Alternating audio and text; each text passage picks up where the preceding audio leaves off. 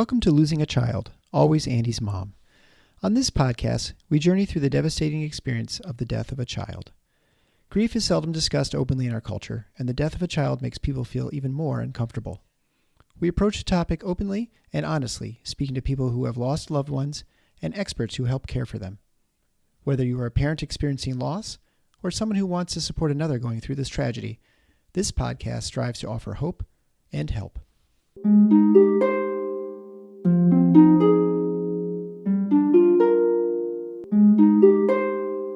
Welcome to episode number 323 of Losing a Child, Always Andy's Mom. I'm Marcy Larson, Andy's mom. Today I have the pleasure to introduce you to Marie. Marie is Quinten's mom, and I so thoroughly enjoyed my conversation with her. I know you will be able to hear that in my voice. She is just an amazing woman who is doing some pretty amazing things now in her grief, and I'm excited to learn even more about her in the months and years to come because I just know that she's going to be doing so much. We don't have a sponsor for this week's episode, but I've had so many. I'm just still so thankful for that. But if you would like to sponsor an episode, you know that you can go to the website, andysmom.com, and donate by giving $125 donation. Any amount is certainly wonderful, and I do, again, appreciate those so much. If you want to share your story with me, either on the podcast or just with me personally, feel free to email me. Email me at marcy@andysmom.com. Right now, though, I just want you to listen to Marie, Quinten's mom.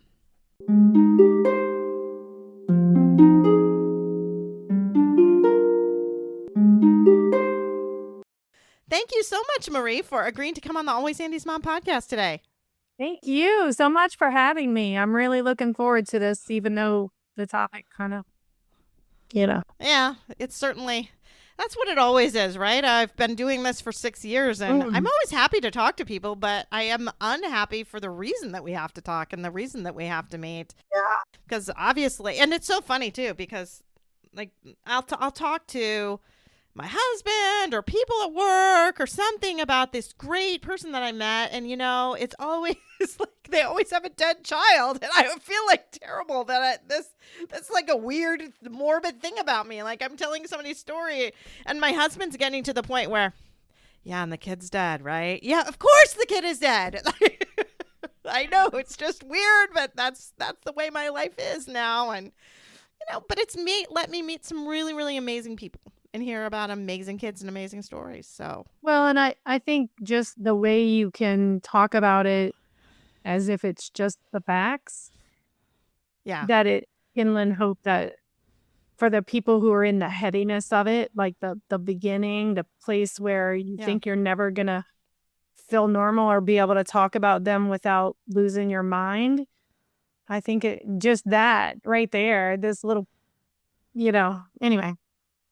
When I used to meet new people, I would get nervous because it always comes up.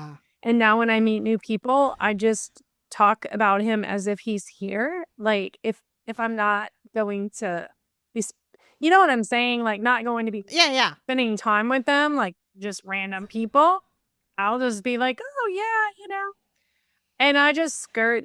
It is. You can avoid it. It's getting to the point where you can avoid it. Oh, you could totally avoid it, but at first you can't manage anything, No. Right. So, like now I'll talk about, they ask how many kids I have. I say how many kids I have. Of course, I include Andy in the number, and then I'll say, and my youngest is 19 or whatever. Then I don't have to go through all of that, because if you go with that, sometimes then they just focus on, oh, they're all out of the house now, or oh, your baby's in college or something like that, and they don't, like, there are ways that you can answer those questions now that don't, but it used to be I just was so paralyzed, and I just give a number, and then I know the next one is how old are they, and then you have to like decide, do I say Andy died at 14? Do I not? What do I do? And I think as you get further along, you just get to be able to manage those things a little bit better. Of course. And sometimes you still are dreading it, and sometimes you're like, okay, I've got a way to handle this. I can understand, Now people will be like, do you have kids? And I'll say, yeah, our daughter's 33, and hope that it flies, because I don't have that whole, I just don't have that. I didn't say I only had one child. I said my daughter is 33. So it's kind of like omission, or I'll ask them a question. And it just depends on if they're going to, if this is someone that you feel like you're going to know long term, then you answer the whole thing, right? Because then it's going to be weird if now it comes up later. Right. I didn't mention him, whatever. But if it's sort of in passing, I feel like they don't. I always think, have you earned it? Like, have you earned the right to have me open up and tell you about him, or have you not? If you've not earned it, okay, then we're just going to omit it, right? We're just going to omit it. And a lot of times I'll just ask them a question about their kids. Like, I'll just bounce it back, and then they forget for sure all about whether you have kids or not, or how old they are or whatever. Like, because as soon as they say something, ask another question, and now we're just talking about you. And I don't have to go there at all. And it's kind of nice because, like you said, I can just make comments about him or whatever. Yeah. Like, a lot of times Quinten was a really difficult child, and somebody will say something. I'm like, yeah, I had one like that, and even now I'll say that about him with people who know he's not here. And I'll be like, yeah, he was a real pain in it. I was just like, yeah, right. Yeah. So it is refreshing when the mention of them or the thought of them doesn't bring you to your knees every time. Yeah. Because early on it does. And for a long time, actually. I have people that are 2-3 years out and they feel like they're way out. And I would say, no, you're early. You're early. Yeah. Yeah. And that, I don't know. I feel like that it takes a long time for the mention not to bring you down. Yeah. Because it's almost like you have to be in a space where it's, you've said it so much and you've internalized it, or what's the word? Like, you've just kind of accepted this new position they have where it's not, it's not jarring. It's not like, oh that thing. Not that we don't live it every moment of every day, but. Yeah, but still, I feel like it still feels shocking. I mean, it's still, I remember years later me having the thought of, oh my gosh, Andy's dead. And not even really. That still happens to me sometimes when I will see a picture of us. Yeah. And I'll be like, this is really my life. Like, because it's almost, I was just talking about this.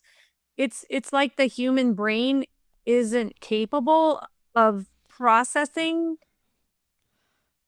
foreverness, like goneness, complete absence. And not that in my experience he's not absent, he's in a different form now, but if my brain still has a problem with it, like, so I'll look at pictures sometimes I'll look at them and I'm like, oh, it's really cute, when he wasn't pissing me off, but sometimes I'll look and I'll say, wow, you're really gone. Like, you're really not, and so sometimes it is jarring, and it just depends, it just depends. It still shocks me because I can literally go probably most of the time without crying. I can talk about him. I can very matter of fact about him. It's probably survival instinct, and a lot of times when I say, well, we have 2 kids, our daughter's 33 and our son passed away when he was 22. And I can say that. And then I immediately will say, but I'm okay, really, because I don't want them to try to the whole thing. I know. So then I kind of shut down their emotions, and I feel well within my rights to do it. I'm good. Okay, so we've had a really long introduction, but I've not asked you at all about Quinten, so you need to. That's okay. You need to go for it. Tell me all about your kind of pain in the butt kind of son that you. Okay. That you love and miss, but drove you crazy. Those are 2 very true statements. Uh-huh. Yeah. gosh, Quinten, well, being a pediatrician, you'll understand what I'm about to say. He was a very, on the nth degree, hyperactive, genius, creative, just little storm.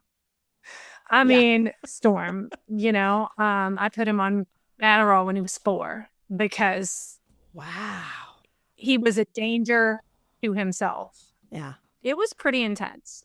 His dad, by the way, his biological father, same scenario. So definitely on the genetic. Yeah. I would argue that his intellect played a much bigger role than just ADHD, or hyperactivity. Yeah. I think it came from incessant curiosity. Yeah.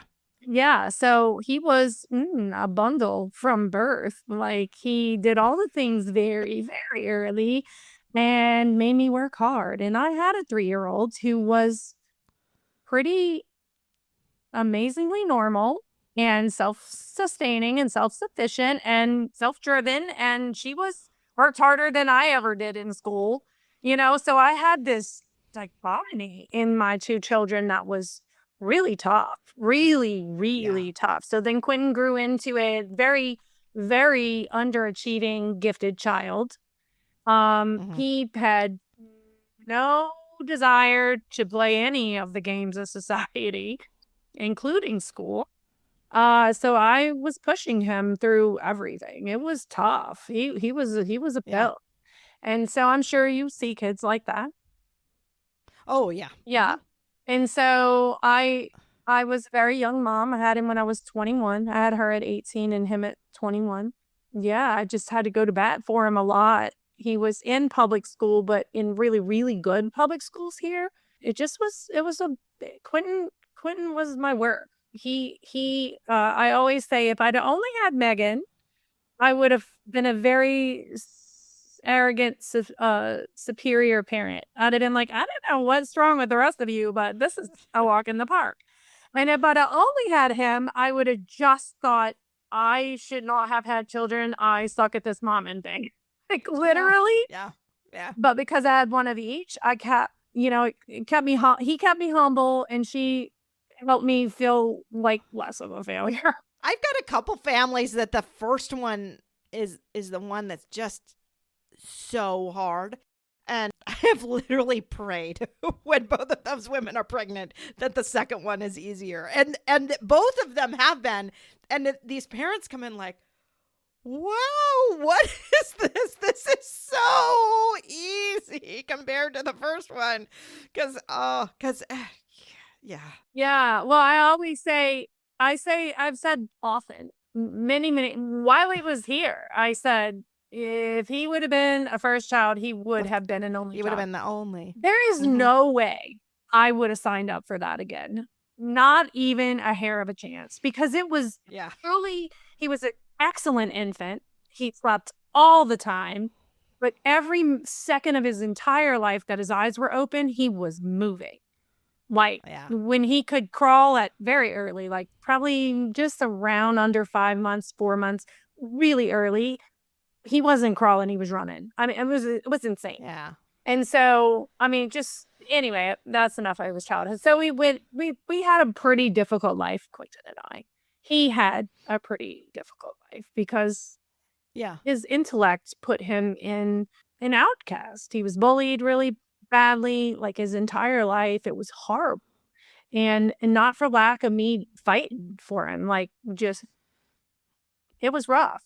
So, and then he posed his own, he was his own problem, right? He wouldn't do anything. He just wouldn't do anything. He wouldn't do his work. But he wasn't a behavior problem. Like, he didn't go to school and get in trouble. Yeah. He got in trouble for, like, reading a novel instead of doing his work. And he told the teacher he was done, but he pulled his book out and read his book. Like, that kind of stuff. Yeah. So it was just management of trying to get him to do the minimum of what was required in school. And then at home, it was just, it was just everything, because then we got hours on homework or whatever. Okay, so then, we started to have some trouble with him when he was older. some emotional management stuff, a lot of things. And I could spend 4 hours talking about Quinten's life. He went to boarding school. He ended up loving it. He spent his last 3 years of high school in boarding school, loved it. He later thanked me, said it was the best thing I could have done for him. You read some about in the book of the first scenario, but after that, very well adjusted. He really did well in that environment, but they were managing him, like turning the internet off at a certain time. I mean, like his whole life was an absence of self-management. Like it just was. I mean, that's why kids like with ADHD, I remember, so Andy had ADHD, and I remember when they would, like, you go to in the next year in school, I'd always just hope that he got the strictest teacher that he could, because he did so well with structure. And when it was unstructured, he didn't do as well. And, you know, some teachers have less control of their classroom. I remember a time him coming home from the second grade. He was in tears in the back seat. He was in tears. And he said, and I was like, dude, what's wrong? You know, are you okay? What's wrong? And he just said, the other kids, they were just so mean to Senora Prindeville. My kids went to Spanish immersion school, so everyone was Senora. And like he's so upset by this because she didn't keep it tight. And so kids would be disruptive, and then he would see that as being like disrespectful to her, and now he's worried about her feelings. And, you know, that's just the kind of kid he was. And if she would have run a little tighter ship, I mean, he adored her. Don't get me wrong. He adored this teacher. But in general, he just did better with a lot of structure. Yes. You know, he just handled that better. And it didn't, all of that emotion, because he was so emotional. He just had such emotionality. Yeah. You know? Yeah. That if it's... I do get that. Right. So I think, I mean, I can see that. I can totally understand why something like boarding school would be great. And Andy was going to go to a charter school. It was an engineering and aviation school, which again, it's different than public school. They had a uniform, and they had, like, he was so excited to go to this school. So excited, because he was one that got picked on a lot too. And I remember he's in orientation, and he said, Mom, you know, kids like me at my new school. Yeah. You know, kids are nice to me at my new school. And I really do think a lot of that was the formality of that school. It very much was, you know, they taught respect and discipline, like, too. You know, if an adult came in, they very much about you look them in the eye, you shake their hand, you like those types of things. And that's the boarding school Quinten went to, was a really amazing boarding school that I won't name because I changed the name in the book on purpose. But it was a Brothers of the Sacred Heart school, and they're all about raising young gentlemen of character. And yeah. That's why I think I resonate with you quite a lot, because I mean, certainly Andy was not as brilliant as Quinten was, and many of those type of struggles he didn't have, but some of the struggles I think were similar, you know? Yeah. Well, so he went to the boarding school. He did well. He graduated at the top of his class, at the top enough, and he went to USM, University of Southern Miss, for he kind of went but didn't go. Like, he was there, didn't really go to class. And so he, you know, we saw the first taste of him being unsupervised and the lack thereof, his ability to self-manage. Like, he, you know, so he did not, obviously didn't go to class, didn't do well. And then some things kind of went sideways. At some point, he called me, he said, Mom, I need to get out of here. This environment's not good for me. And since his dad was an addict, his propensity would have been there for that. So I just went and got him. And then he just kind of floundered, for lack of a better term, for the next, you know, he was, you know, my little genius child went to kindergarten twice because he wouldn't write the sentences. He could, but he wasn't consistent because he really didn't get crap, And I don't regret doing that. He was pretty little when he was young. So he was going into college at, 19 and a half. So he just kind of floundered for a while, and he never was able to just, it was really tough for me to watch someone of his caliber, what he could have been. It was so difficult for me because he quite literally could have done anything. He was so brilliant, but he wasn't interested in anything. He was very non-traditional. He, all the things. So, yeah. So then we had some bouts. I mean, if you finished reading my novel, you'll read some things that happened when he was younger. He had a bout with depression, but it wasn't like ongoing. Like he wasn't like suffering with depression. It's really hard for me in this arena of being enclosed or being in spaces with parents who have children who passed from suicide, because the theme, I'm losing words. I'm 52 and I can't even find my words most of the time now. And I just roll with it because it's what we're doing right now. That's really funny because it's my 52nd birthday today.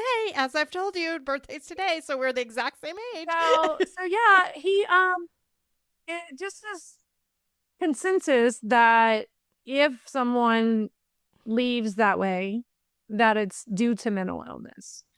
And I disagree. And I am 100%. I've had many people on the podcast climbing right up I'm the salmon going uphill. Wayne Dyer writes about this. I believe that in some way, shape, or form, that we are all choosing when we come and go, and that the choice of suicide is just more obvious. Like on a spiritual level. I know that might sound woo-woo, but like meaning our soul has a plan, and this was his. And so I would say, if somebody said, well, do you think he left because of mental illness? I think that our society labels things as mental illness that aren't. I think Quinten's not being able to stay here was maladjustment. I think he just couldn't be what the society decided we need to have, who he needed to be to fit enough for him to relax and like live his life and enjoy himself. Does that make sense? Mm-hmm. Well, and I've talked to many people whose children have died by suicide, and some it is a long, ongoing struggle with depression, anxiety, and then there are others that just have a day that went badly, and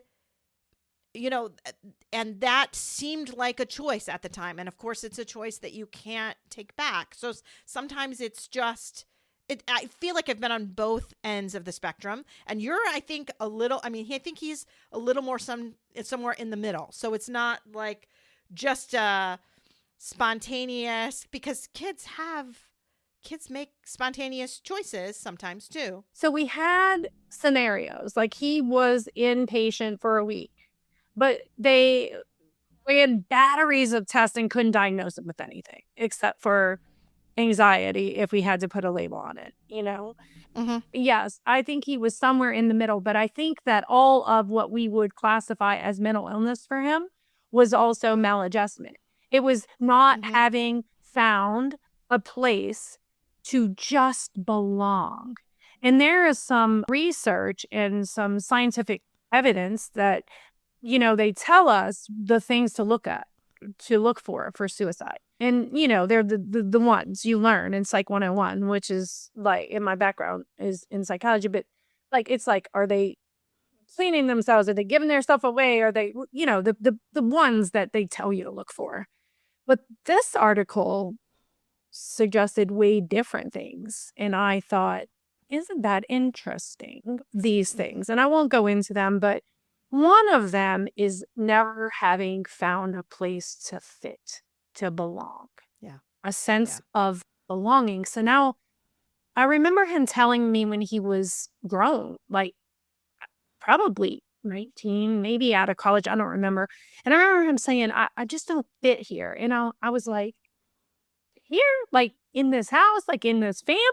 Now we all knew and laughed and joked. Quinten was different. I mean, it was obvious. Like, and we were a very open and honest family. We joked a lot about all the things. But and he said, yeah. And I said, really? Because to all of us, he fit just perfectly. When we went to dinner in New Orleans, or from New Orleans, we went to dinner in New Orleans. I would call him and say, come to dinner. Like, if he didn't fit, I wouldn't want him around. Even if he was my kid, I'm that honest lady, right? I would have been like, yeah, Quentin's not coming. You know what I mean? But it wasn't that scenario. So it was internal for him that he just didn't fit. And I often, I warred with God on why did he give me this kid that I did not know how to meet his needs. Like, I was so angry for so long. This feeling of inadequacy literally just wrecked my brain for all the years, which I wrote a lot about in the book, just feeling like angry, why can't I give him what he needs?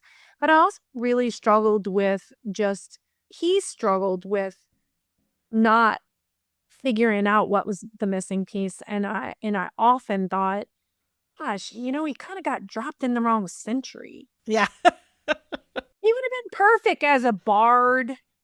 And, like in the medieval times, I often imagine he's riding dragons, because if whatever happens after this, you get to do whatever you want. He's carrying a sword and riding dragons. I mean, like it. So anyway, he had some doubts with that, but never was he diagnosed with depression. When he was older, not long before he left us, I remember him telling me he also didn't battle with drugs. He was a recreational user, but he wasn't an addict. There wasn't a concern there. And I was with him a lot. Like, he was around a lot.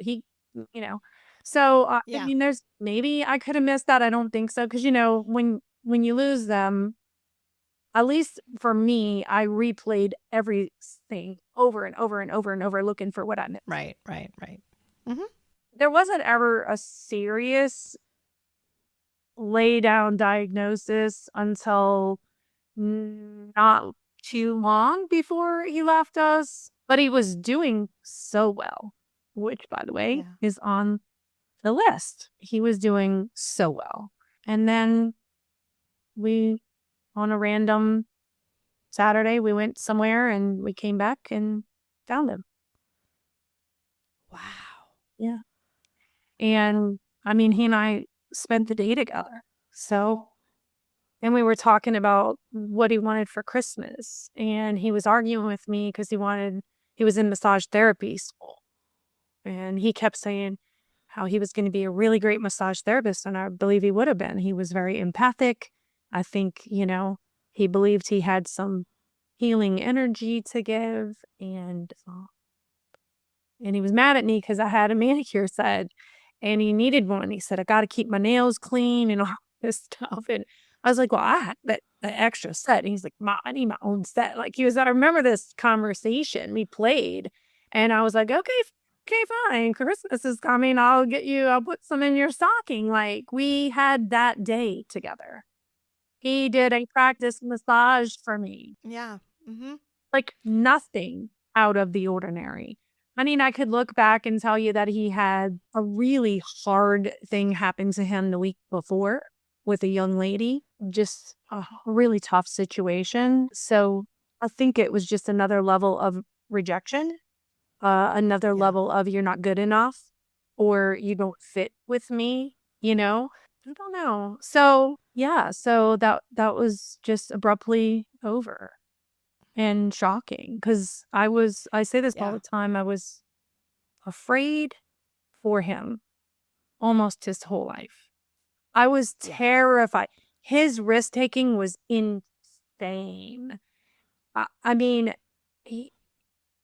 I was afraid of a lot of things, like him getting shot in areas that he didn't belong in because he was a GQ looking young man who didn't belong in certain areas and didn't look like he fit and he didn't care. And so high risk taking behaviors, Yeah. I was afraid he would, you know, I don't know, get in an accident because he didn't pay attention.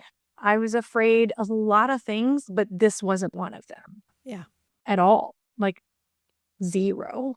I mean, he actually, took his life using a weapon that we had in the house.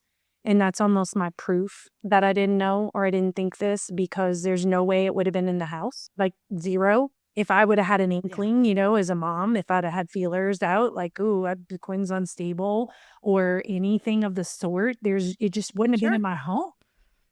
Right. Or Right. maybe 100%. it would have been in my home under lock and key and he wouldn't have even known it existed, So we do what we can to make sense of it all the best we can. But yeah, so we just came home and.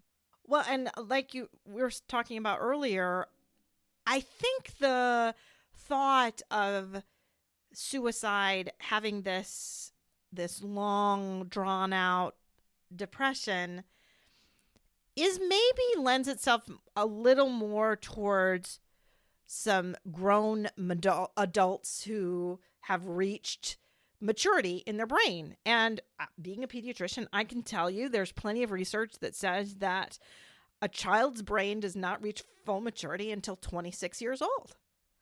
That's mid 20s. Like, that's when you kind of reach that point.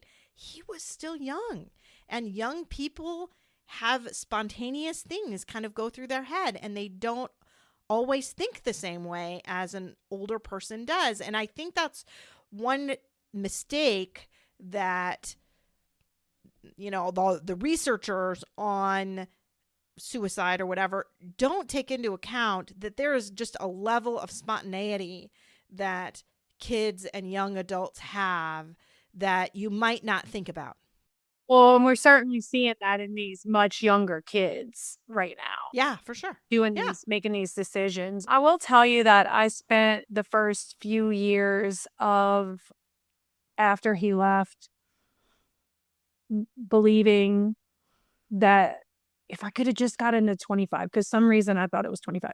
If I could have just got him to 25, he would have made it.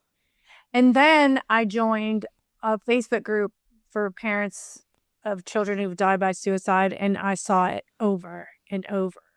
30, 40, 50, 29, 28, 25, 26. Like, it negated my idea that I just didn't support him long enough to get him to this place of being okay.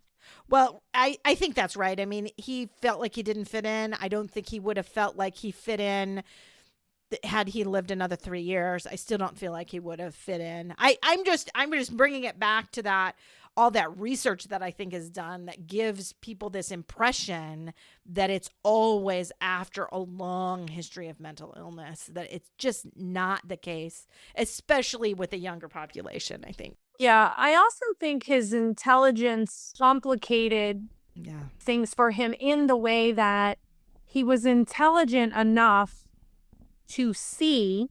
It's like I talk about people who are not that bright.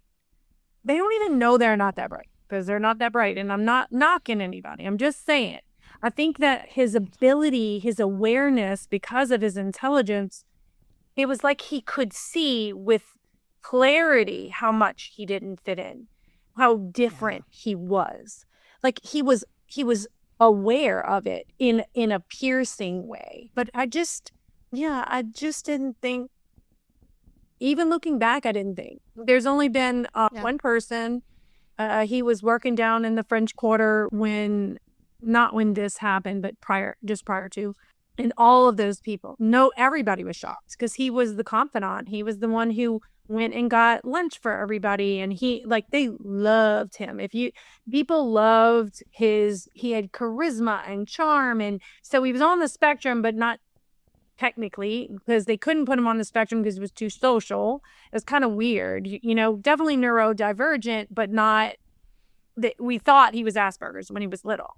But the doctor was like, he just is too social. He would talk to anybody, like his social skills were in place. So anyway, the people who were around him loved and adored him, and they were all shocked. They were just like, well, because he put on a happy face. He was everybody's clown. Yeah. He was everybody's savior. He was the go-to for all the burdens. He, not that he gave great advice. I can't even imagine. I mean, but whatever. If I'm anything, I'm honest about who he was or my experience of him, because I don't really know who he was with his friends, right? Yeah. But about a year after he passed, there was a girl who was a platonic friendship who he was met in college, at college.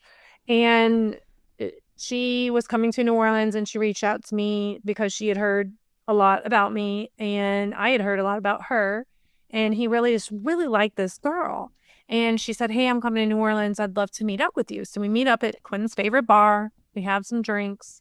And I asked her, I was like, were you surprised by this? Because I had yet to find anyone who believed he would do this. And she said, no, it wasn't.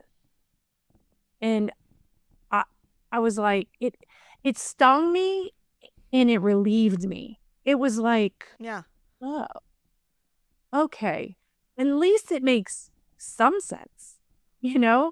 And she said that she and him had many conversations and plans to do this together all the way back to college. Now, to put that in perspective, it was only 2 years prior, Yeah. It wasn't right.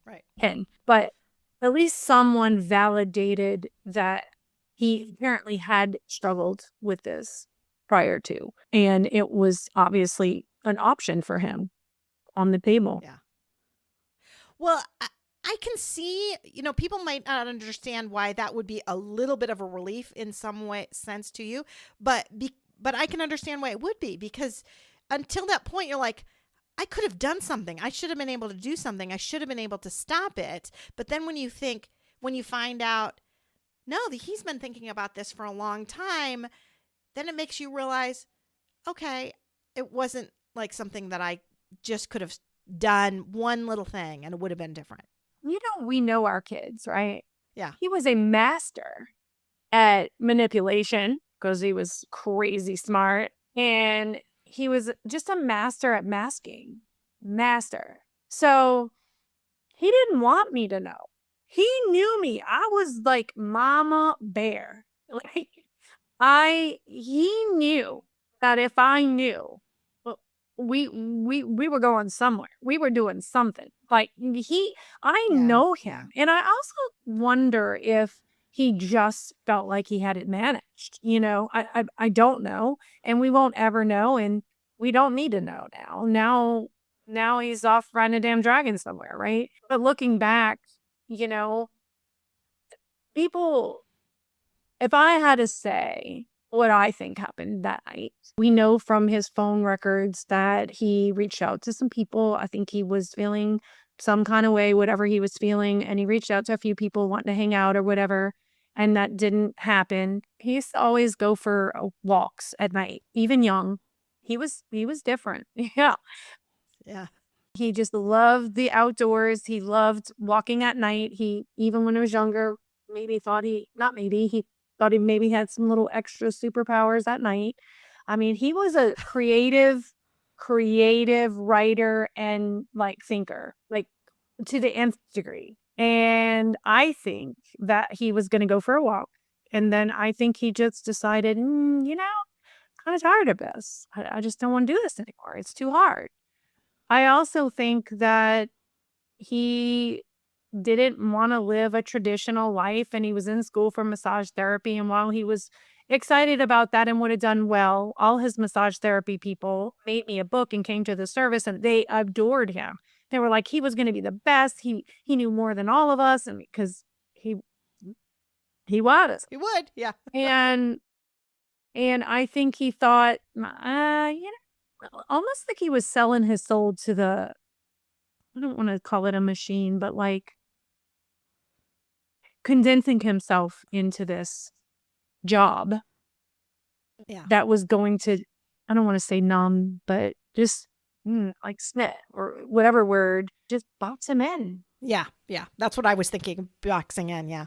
And and I think he thought, listen, I couldn't wait for the toxicology report to come back because I kind of, as a mom, and I, again, just call it like it is, I kind of wished that he would have drank a bunch of whiskey or something, like, or kind of wished he'd have been drunk and he, like, or took something Yeah. and was not in his right mind. And so then we could say, oh, he's having a hard time. He got drunk on a film by himself and then he decided this. But nope, he was sober.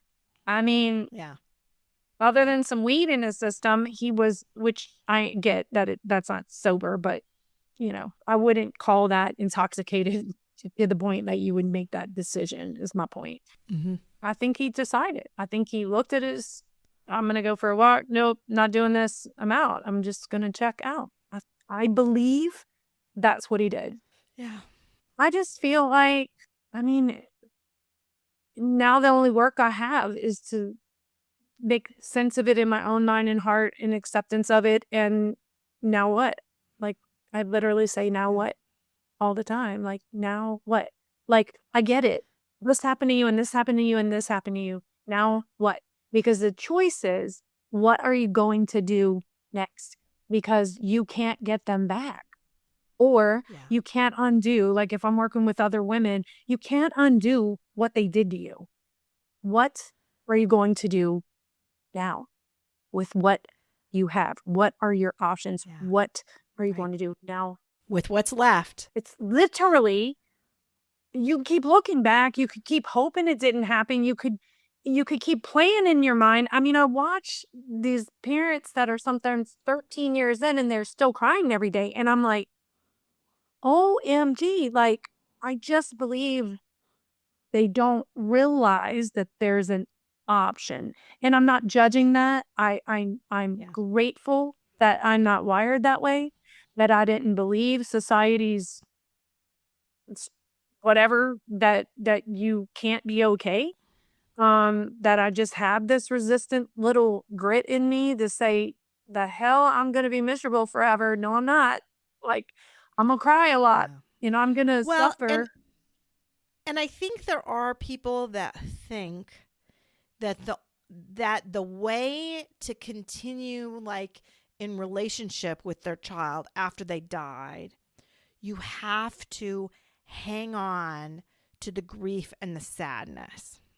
Right? Well, I feel like, and I remember my therapist saying to me fairly early on, within the first several months, and saying, I just want you to know your grief is not what keeps Andy close. Your love is what keeps Andy close. And that was really a huge epiphany for me. And I think it's an epiphany I wish everyone could experience, because I do feel like I've met people, I know people that feel like they cannot let go of feeling the grief all the time, because that would be somehow letting go of their child or that relationship, or a betrayal, or yes, a betrayal, anything like that. And that's not true. It is not true. You don't have to hang on to the misery to hang on to them. Well, I think that there's so much energy in tears, in grief, in heaviness and sadness. I think there's so much energy in it that it feels like the connection. Yeah. And I'm not talking about in those first few months. I mean, in the first few months, I talk about it's like you're getting battered by waves. Like, it's coming and it doesn't even matter. And I would even expand that out, not just months, but oftentimes the first couple of years can feel that way, right? Sure. I often try to preface what I'm saying, these ideas that I've kind of put together with, like, if you're in the beginning, like, these things don't even apply to you. Like, you aren't, right. Now what does not come. Okay. I'm going to edit that a little bit. You can have a vision. Like, one of my first things was, if I'm going to be here, I'm not going to be miserable. Right? So I made a decision early. But I do believe I had some tools in place that most people don't have immediately in this scenario. I still couldn't stop what was coming, but I underneath it knew I'll figure this out. I will figure this out. I will cry and cry and cry, but I will find a way to get up again. I will find a way to let this grief coexist with some peace and joy, because I can't be miserable for however many years. Guess it's 8 years. So I was 44 when Quint passed. I was just like, so I do think if people are empowered with two things, that the grief is not the only connection to them, that you can establish a new connection. And in that, you can communicate all this love that got nowhere to go, that you can, and that's where this journaling work I do, like you can communicate it through that. If you can dump all of that, the pain, the this, the that, and then love, you can literally write it out. You can talk to them. You can communicate with them, because people would be like, well, I don't know if he hears me. Well, do you think he hears you crying? Well, if he hears you crying, he hears you talking. Does that make sense? Like, yeah, if he hears one and it's just a mindset. And often when I'm working with people, I'm like, give you some things to throw around in your mind, and you get to not take them, or you go like, what if I could play with that? What if that might be true? And let me try that on. But first we have to establish what's your goal. Like, if your belief is that I will never feel okay again, you won't. Yeah. You just won't. You will find ways to be miserable forever if that's your belief. But if your belief is, this is literally the worst thing, it feels the worst, you honor it, you know it, and then you say, but there's got to be more than just this. There's got to be. And I will tell you, it's kind of miraculous to watch it happen when you see it flip. That is so beautiful. I couldn't have put that any better. That is just so beautiful that you just end with the but. But it doesn't have to be like that forever. Oh, gorgeous.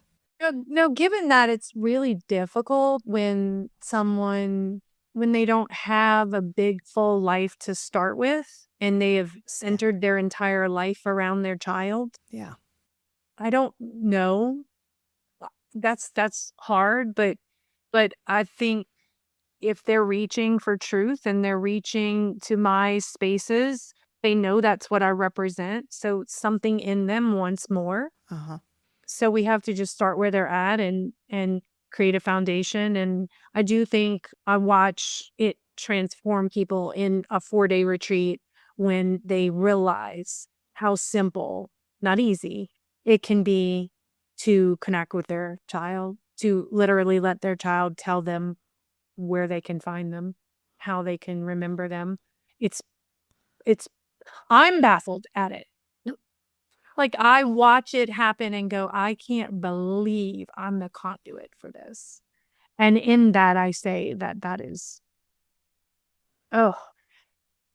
Quinten's legacy, like, he's not getting a bench.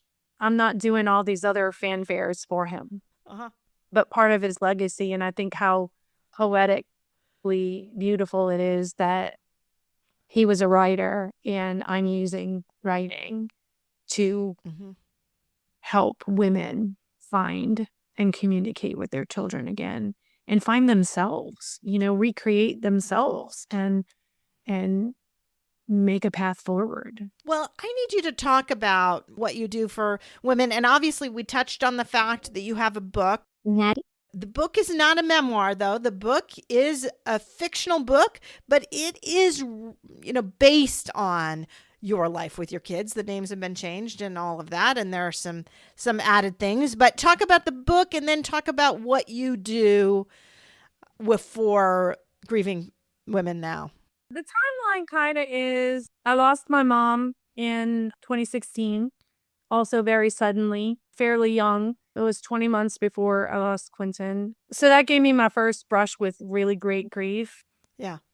So if I have to find reasons to be grateful, one of them is the order of those two losses, because my mother's loss is like, I learned how to play with grief. I learned how to dance with it. I learned that it's a nuance and it comes in waves and it's not linear and like it will knock you down. Because I just thought, oh, I had a good day. Tomorrow's going to be better. I really believed that, because until you know, you don't know.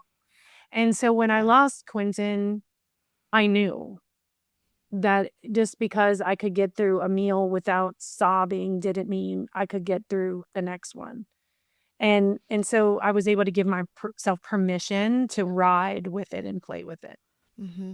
So I lost Quinten in the end of 17, and about 7 months later, I decided to write my novel. And I would tell you, just like any other artist, I chose to do that. It just was in me and it needed to come. Even in the foreword of my book or note from the author or whatever, I talk about even back to when I was a teenager. I wanted to write a novel about my life, a fiction novel about my life when I was a teenager. It's so interesting that it would take me 30 something years to bring this to fruition. I also think my soul, and I do a lot of work in the process that I work with, the writing process, in trusting that what we need is in us and it's talking to us, like our higher self is giving us guidance, or God, or whatever you believe in, that we're always being guided. And so I was led to write this book.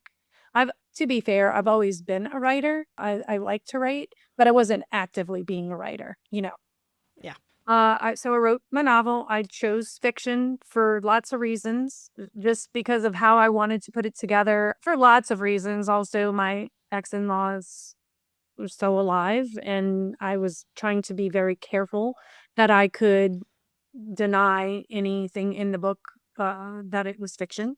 Like I could just say that was part of the fiction. Because there's some heavy stuff about him in there that you haven't gotten to yet. Uh-huh. Okay. No, I haven't finished it. So yes. So that was part of it. But the fiction piece, all of the characterizations are, I would say, we're going to say pretty accurate of the people that are in my life. My siblings, my mom, my ex, my children, and my husband. And then the other characters are the fiction part, just to bring the story about. But in doing that, I put the journal entries into the book. Had no plans. I think the journal entries going into the novel is what opened up the part of me that saw the catharsis of journaling the way I was doing it. So then I started, at about 18 months after I lost Quinten, I started running women's retreats for the company I was in. I was a mindset and health and wellness coach, and was mentoring teams of women. And so I had always just wanted to do women's retreats. And I have also learned when I lost my mom that creativity is what saves me. Because when I'm creative, I'm out of my mind, like completely out of my mind. Meaning, if you're trying to put something together, you're not thinking about your child who died. You're wholly into the creative process. At least that happened for me. So that's why I started writing the book, and then I started running the retreats. It was creative. I was creating something. I created an agenda. I didn't look at anything. I just did it myself and brought these women together. But during the retreats, I kept wanting to give them this gift of journaling, like this self-therapy, this thing that could really heal them or move them beyond the limiting beliefs that were holding them back. And I knew this is a group of entrepreneurs, and entrepreneurial work is by and large mindset, personal development work. To move forward entrepreneurially, you have to look at your own crap, but I couldn't. It wasn't catching. I would have them journal. They would love it, but they wouldn't go home and journal. So then comes to like maybe next year after that, I do a really small retreat, and something in me was like, I need to teach them.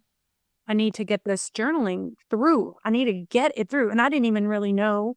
And on the spot, I just created a 4-step process that starts with revealing what's there, what needs to be looked at, trusting that your inner guidance or whatever is going to give it to you, or God, and ending with a very healing rewire at the end. And that if you do that enough, you will discover the thoughts and beliefs, question them, and then rewire them. That just came out on this front porch. And I was just like, I didn't say, let me create a 4-step process. I was just like, what can I do to get this across?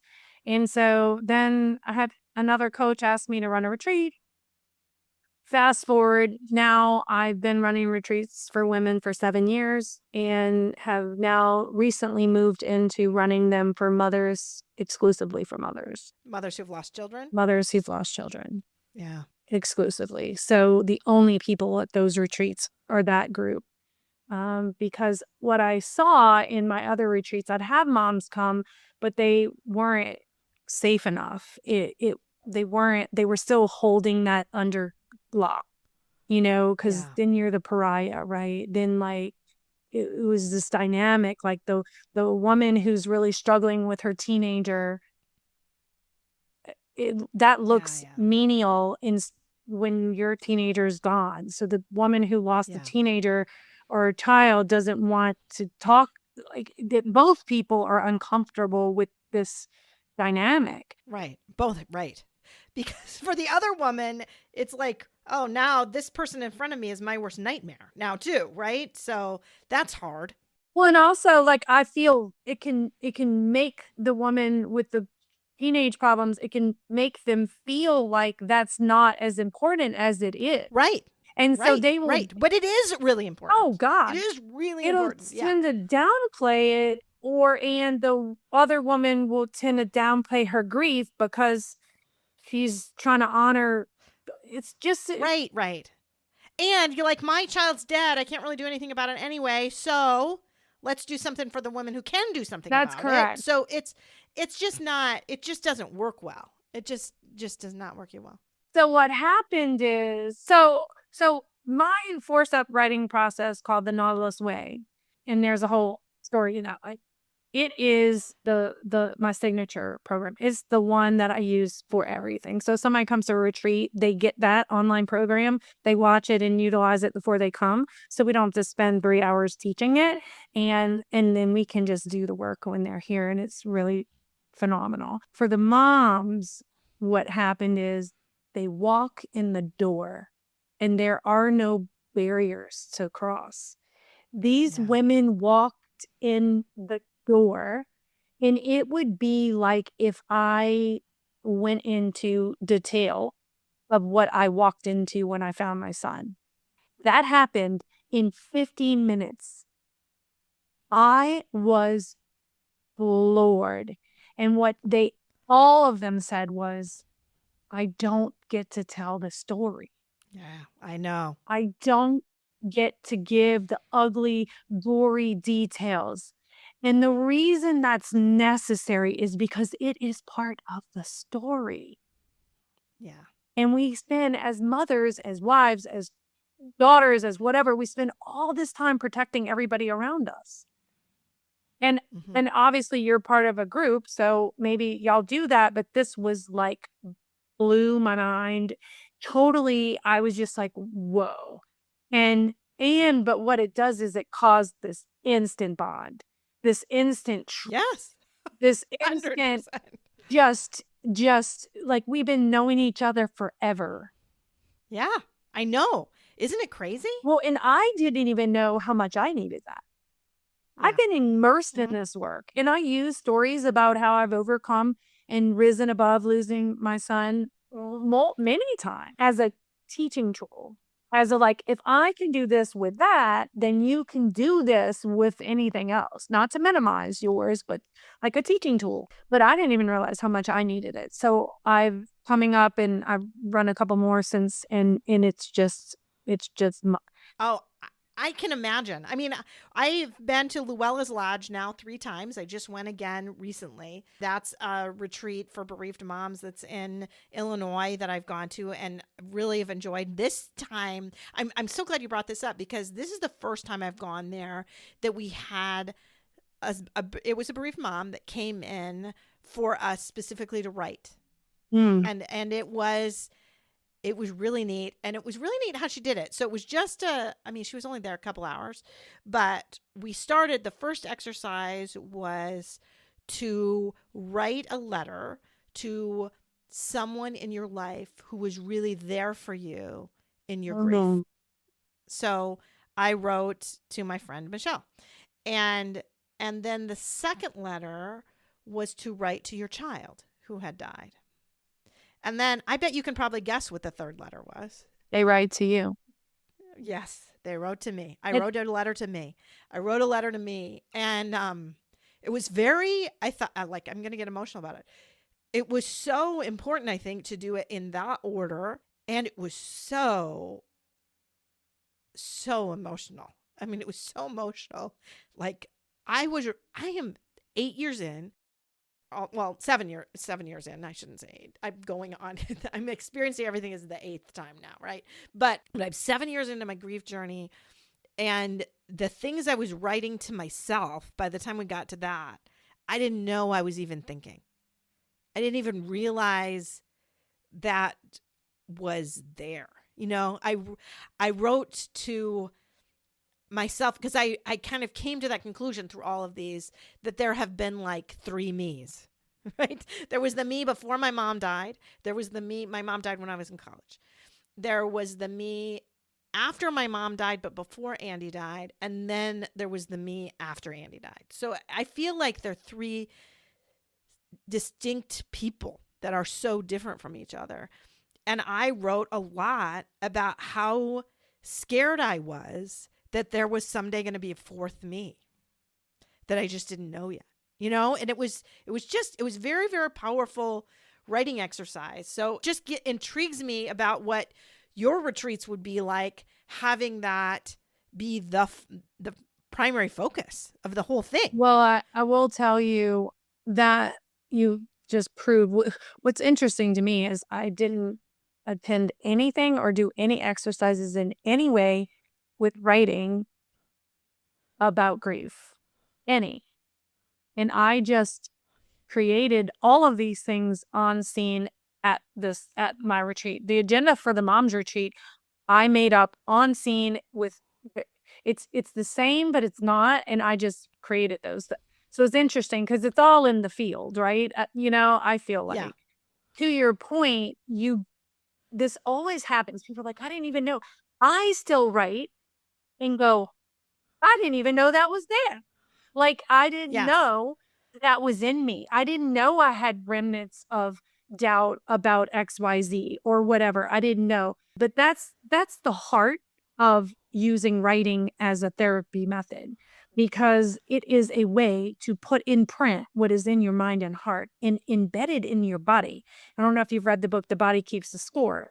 The body keeps the score, and we can get it out of our body if we will do something. And writing is a path to that. And I think it's a pretty brilliant path because you forget what you say, but it's concrete. You get to see what you said. I mean, and so our journaling at the mom's thing is not entirely, just the letters, but it focuses on here. One of the moms I worked with one-on-one, probably first session I had with her, because my process is you write and then you read it out loud, and we do the work with it. It is like session work, and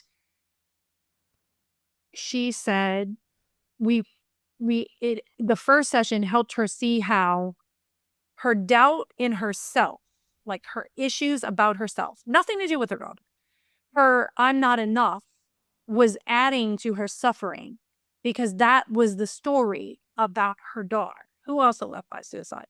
So when we repair the story about you in these scenarios, right? Because if your son passed by an accident, that has nothing to do with your enoughness, right? But in suicide, it can be, and I don't mean to minimize that if it does, but this was my experience with her, was like she said, I'm realized through that first session that so much of the process of my grief is founded on, it's really not anything to do with her.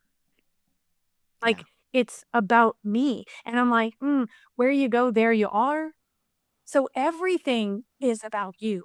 How you get up after they pass, how you deal with it, what you tell yourself about it, whether you think 100 different things. It's all about me. Well, and I do have to say, too, obviously my son did die in a car accident, but I do think that no matter what your child dies of, as a mom, you a lot of times do have those thoughts of what I should have done. I went through 50 million. If only, why did I let him go change his clothes after? Why did we, all of these things.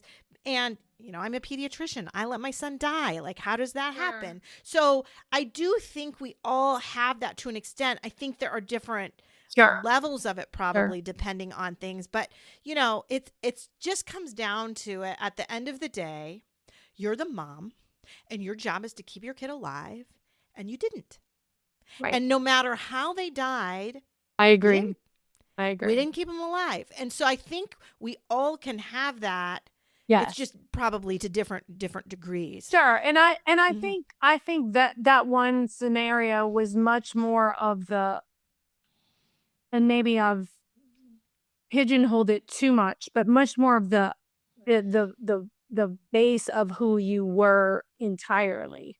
In her life entirely, not situationally. So I had a mom come. Everybody here had a kid die from suicide, but this one mom's child died in an accident. And he happened to be driving to her house to bring her something after her surgery.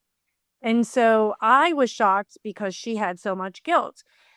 Or the what ifs or the whatevers, right? But that wasn't like the core of her parenting, where I think when it's suicide in a long-term situation, and this woman had that, it was her core of her motherhood, per se. Like, I wasn't a good enough mother entirely to keep my child from choosing that. And but I hear what you're saying, and that's why I said I'm not trying to minimize anybody's. No, and I'm not saying that you are, but I'm bringing that up because I think this is still a really valuable tool. Absolutely. What you're offering, no matter what. I'm super excited by it. I really am. I think this newest experience that I had with that writing was so profound for me. It is very good timing that I am doing this interview with you 3 weeks after I had that experience, I think, than before I had that, because I think it gets me, I don't know, just gets me enthused about using that as a tool. Absolutely. And if you ever want to come to Florida, you come on down. Yeah, I'm telling you, and they happened. The Llewellas, we had a little thing going that they were we had listeners come down and do a thing. So yeah, I can't wait to find out more about it. So you tell me. We've gone way over my normal time. Oh, did we? I'm so sorry about that, but you know what? I just can't stop talking to you. I love it. So. We do have to wrap things up, though. I do want to be respectful of people's time. But tell people how they can find out more about you, because you do coaching, private coaching. I do. And also these retreats, because I'm really excited about them. I really am. Yeah, so the easiest place is my website, which is just my first and my last name. Just make sure you spell it CREWS, because it's Cruz and nobody spells it the right way. But at .com, mariecruz.com. I have an about me. I mean, not an about me. I do have an about me, but I have a work with me that under that tab has the Nautilus Way, which my journal writing online program. Mm-hmm. And that's just, that is the starter, just to kind of get your feet wet. But it does come with a session with me, because I like to make sure that someone, when they goes through the online program, that they really grasp the concept. I don't want you to, I'm not here for, money. I'm here for change and improving people's lives. Yeah. And so anyway, and I also love the conversation. So funny. My private clients, they always get like probably double, and that's not tooting my own horn. It's because I love it. They probably like, this lady's going to talk to me forever. But anyhow, so the Knowledge Way programs, and then I have a retreat tab. But also under that, work with me, you can set up a free consultation. You can send me an email, whatever. That's all on there. But then I have a retreat tab. The mom's retreats are called Defying the Gravity of Grief. So my retreat tab will split. And then the other ones are called Relax and Renew. So you can go down both paths and read about each individual kind of. They all contain the same offerings. We do a sound bath healing and just some really cool stuff, and have a medium come in. Okay. And people get to decide if they want to participate in that or not. But yeah, so it's 4 nights, 3 days, 4 nights and 4 days. That's it. Sounds amazing. And all my packages are kind of on there, but my free consultation, I can walk anybody through anything and let them, everything's fairly custom. Other than the retreats, they're pretty defined, And I do private groups. If you have 6 or more, I'll do a private retreat. Oh, that's very cool. Where it's whatever you get to, if it's all moms, it's going to kind of go a certain way. But, you can, if you had a private retreat, let's say your group wants, I have 12 women, 10 women are coming from Washington State in April. And all of them from Washington. It's a group of women, and they want to go on a dolphin cruise, and they want to do some other things. So we'll do custom packages for them. But if it was like anything else, you can pick and choose. I'm just like you heard me today. That's how I am with everything. So I'm just like, oh, y'all want to do that? Great, let's do that. So I think we don't have enough spaces where women can just be. And I'm here for it. Love it. Love it. Yeah. Well, thank you so much for sharing, Quinten. Thank you so much for sharing about your book and your retreats and your coaching. I'm excited to keep learning more. Well, I just want to thank you for holding the space. I mean, for inviting me, for having, again, a space that makes it safe for us to just talk without being worried about everybody else,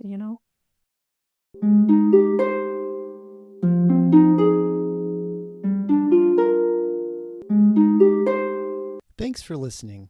If you found this helpful and would like to support the podcast, please leave a 5-star rating and comment. To help financially, you can type Andy's Mom, one word, to the number 53555. This provides a link to GiveButter, which allows donations through PayPal, Venmo, Apple Pay, or credit cards. GiveButter will provide a receipt of your tax-deductible donation, or you can visit the donation page at andysmom.com/donate. Always Andy's Mom is a registered 501c3 and can receive donations through Thrivent Financial and Benevity. Marcy loves hearing from listeners. Please feel free to reach out to her via email at marcy@andysmom.com or on the Instagram or Facebook Always Andy's Mom accounts. Sign up for the email list to get weekly episode links as well as pictures of Marcy's guests and their children. Together, let's work to inspire hope, one day at a time.